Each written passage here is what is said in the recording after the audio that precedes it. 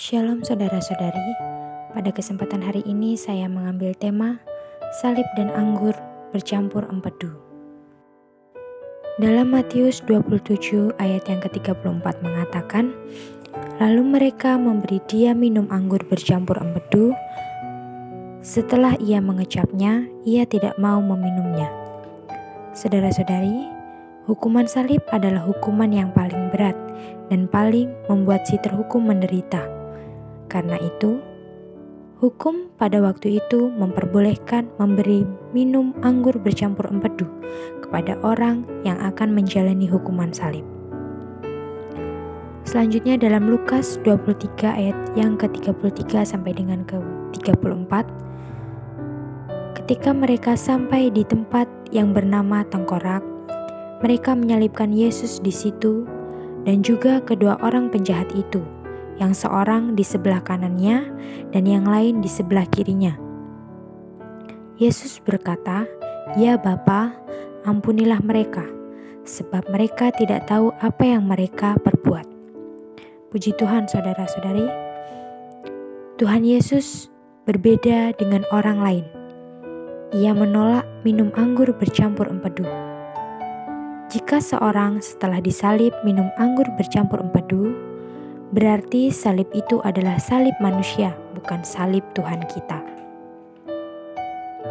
Dalam salib Tuhan, tidak ada dan tidak memerlukan anggur bercampur empedu.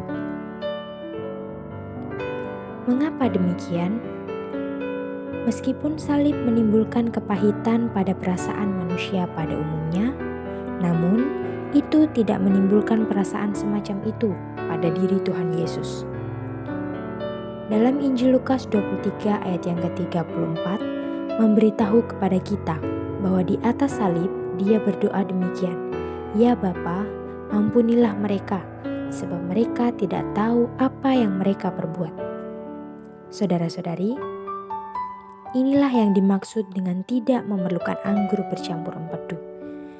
Ada seseorang yang diperlakukan dengan kejam, difitnah, didera, disiksa, dipermalukan, dianiaya, ditolak, dihakimi, dan bahkan dihukum oleh manusia.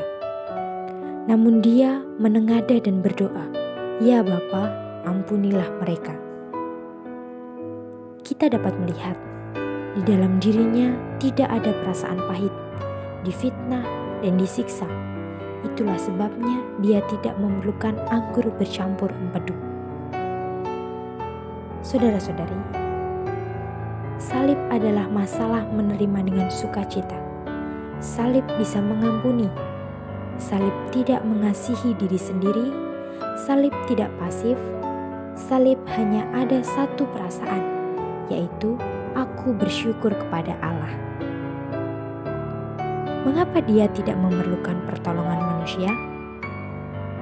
Karena di dalam dirinya dia telah memiliki sukacita Allah. Puji Tuhan saudara-saudari, semoga dari hari ke hari Allah makin membuat kita dapat mengenal apakah itu salib dan mengenal bagaimana salib tidak memerlukan anggur bercampur empedu. Kiranya Allah menyelamatkan kita dari pencarian anggur bercampur empedu, sehingga kita dapat bersuka cita dan memuji syukur karena Dia.